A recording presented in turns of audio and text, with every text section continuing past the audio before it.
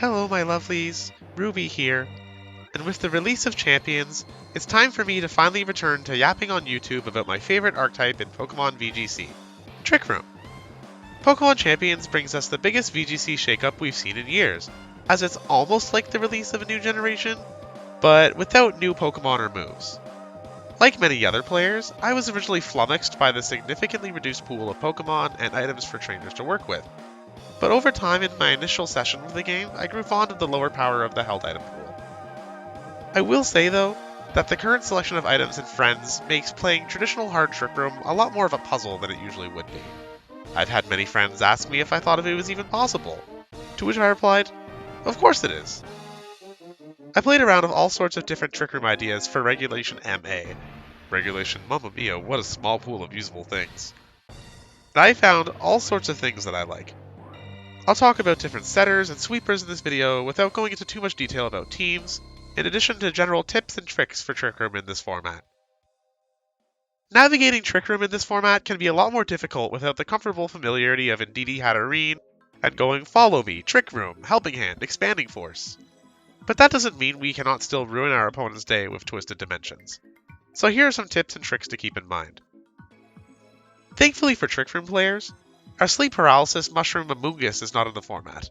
However, there's still two annoying Pokemon going around that spread sleep to be aware of, both, funnily enough, starting with a V.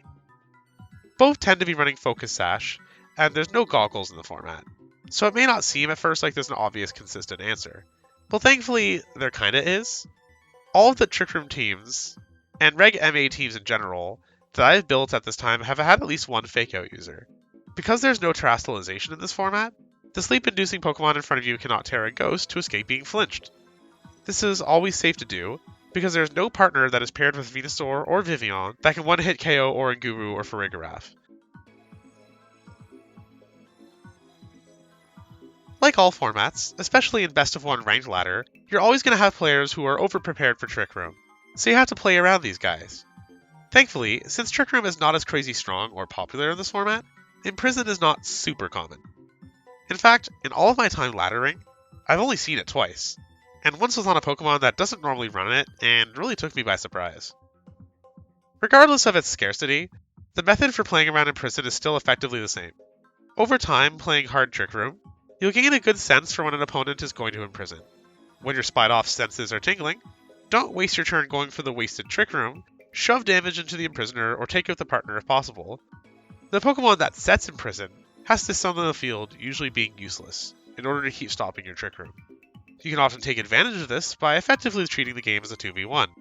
Your Trick Room sweepers are usually bulky enough to take a couple relevant hits and steal KOs back, since they don't have any stat points allocated to that pesky useless speed stat. Like Imprison, catching when an opponent will turn on or off Trick Room is a sixth sense that you'll pick up with time. But luckily, getting this one wrong isn't as bad, because if they turn off your Trick Room as you set it, they're still wasting a turn with that slot. When you see an opponent leading Sinistra or Farigiraf, consider throwing extra damage into them before trying to set Trick Room, or even ignoring them and doubling into the partner. If you're running a crap optimal and see Sinistra on the opposing team, consider leading it and throwing an Ice Hammer their way as well. Like most formats, Regulation MA feels like it has its anti-Trick Room mons. There's always at least one Pokemon that fits on many teams that happens to be also very strong into Trick Room. In Scarlet and Violet, some examples were Amoonguss, Iron Hands, and Rillaboom. In this early Champions format, it's feeling like King Gambit takes that role. A very bulky, very strong physical attacker that can and usually is slower than most good Trick Room threats. The sharp-witted chess piece can live many super effective hits, including fighting moves if packing Choppleberry, and threatens to OHKO many Trick Room sweepers in return. King Gambit is not an end-all nightmare answer for Trick Room, but every Trick Room team needs a consistent plan into it, even if it means simply running your own with low kick.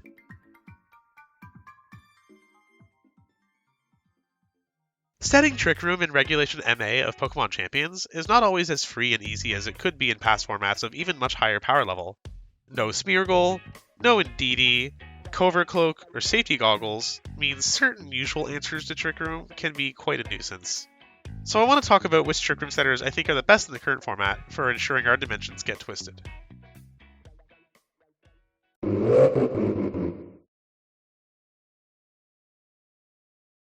Oranguru may not block priority moves like Farigiraf, but is still immune to Fake Out effectively with his Inner Focus ability blocking flinches. Having higher defenses but lower HP, Oranguru has a similar bulk profile to the Giraffe, but in my anecdotal experience, our little monkey friend has felt like it survives a wider array of hits than Farigiraf. What really makes Oranguru stand out though is Instruct.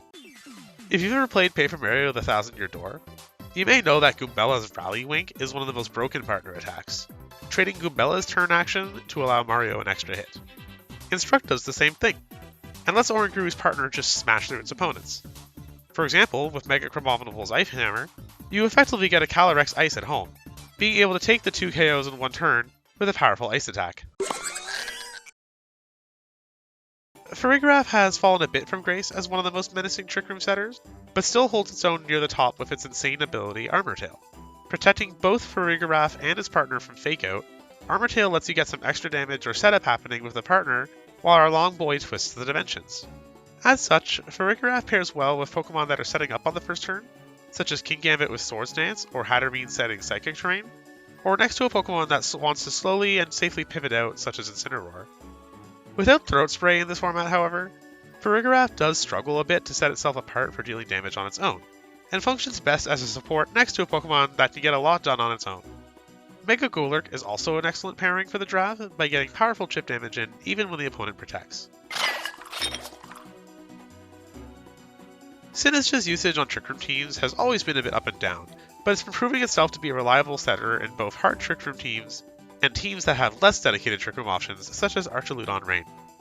This format has a lack of reliable redirection, and Sinistra is one of the only redirectors that's not scared of either Sneasel or Snab options, being neutral to Dire Claw and immune to close combat. Sinistra, of course, also supports many different team styles with its slew of tools such as Life Dew, Strength Sap, Imprison, and its ability Hospitality.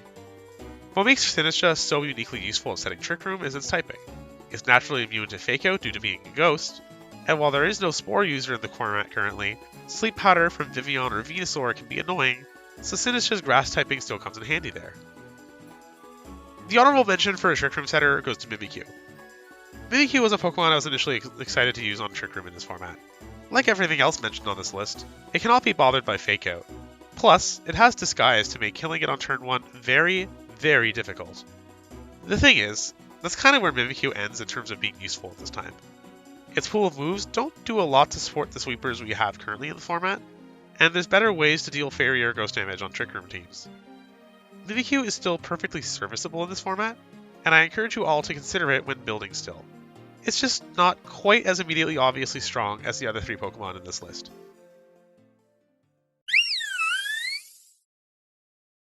In my search for the right special attacker to spam spread moves, I found Sylveon to be absolutely wonderful.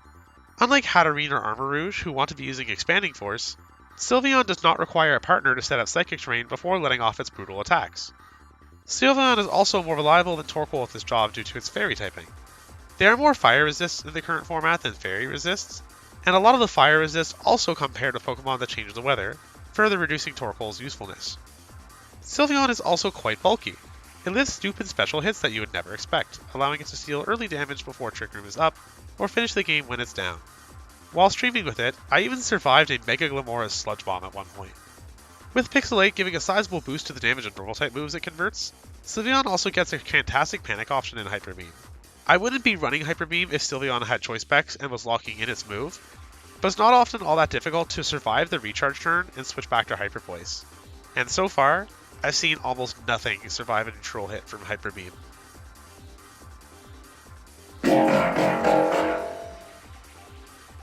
Mega Crabominable has one of the most optimized stat spreads for Trick Room of any Mega Evolution, gaining points in only useful stats, and even removing some pesky speed from the already low stat. Mega Crabominable is the perfect Trick Room machine.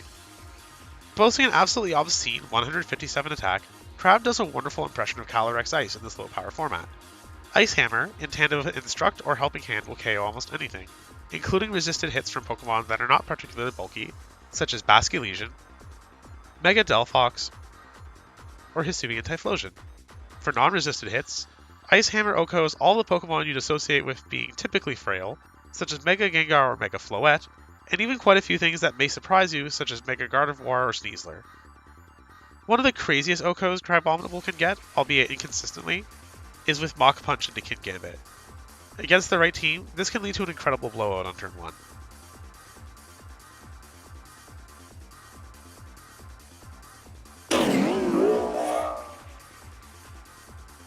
I will admit that at the time of writing and recording this video, I have not personally used Mega Golurk in a large capacity, only playing around with it briefly to get footage. But this thing is an absolute monster. Sporting an even higher physical attack stat than Mega Crabominable, and a sadly now nerfed Unseen Fist, this thing is one of the spookiest ghost types Game Freak has given us in years. Golurk fills a lot of the same jobs as Mega Crabominable, but is not quite as slow as it, and is weak to the crab itself, so it's worth keeping this in mind for Trick Room viewers. Golurk also has slightly lower damage output because it lacks a boosting ability like Crab has in Iron Fist, but being able to chip through Protect is also fantastic. Overall, when picking between the two physical attacker Mega Evolutions for your team, it's going to come down to your needs for offensive and defensive coverage. Crabominable suits the team I'm currently running more, so it's the one I've been using the most. But Golurk won a tournament in the first week of Champions released, and is absolutely no slouch either. Just how it's a counter to Trick Room because it's so slow, King Gambit is also a fantastic Trick Room sweeper for the same reason. It saw lots of usage in mixed Trick Room teams in Scarlet and Violet, and that's for good reason. Gambit is in a fantastic slow speed tier, and doesn't often rely on going first to dish out heavy damage since it's so bulky. With not so many ways to stave off physical damage besides Intimidate at the moment, King Gambit's Defiant ability makes it extremely difficult to disrupt. One of the most common ways to fight through Trick Room is to simply try and stall at the turns by using Protect, but King Gambit can punish this easily enough by stacking Sword Stance during the stall turns and ripping back with Sucker Punch once Trick Room is finished.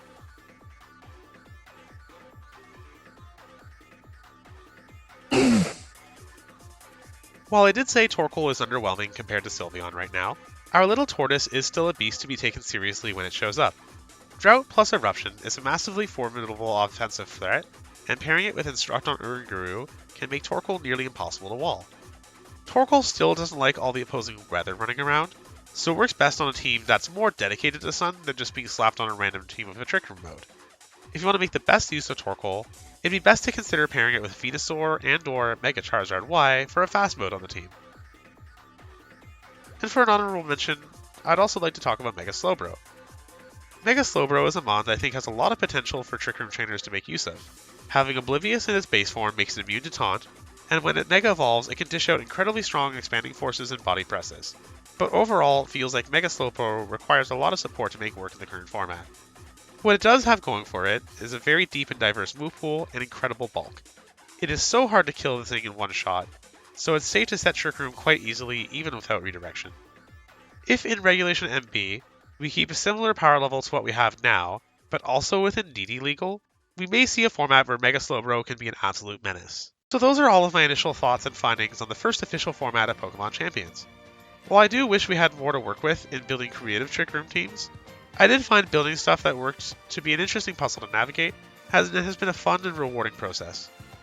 I hope you all find this video helpful, and of course, I'll be following it up soon with videos about specific teams that I've been running on ladder so far. Please consider a like or subscribe if you enjoyed it, as I'll be making a big comeback with this channel content-wise for Champions. That's all for now. Ruby out.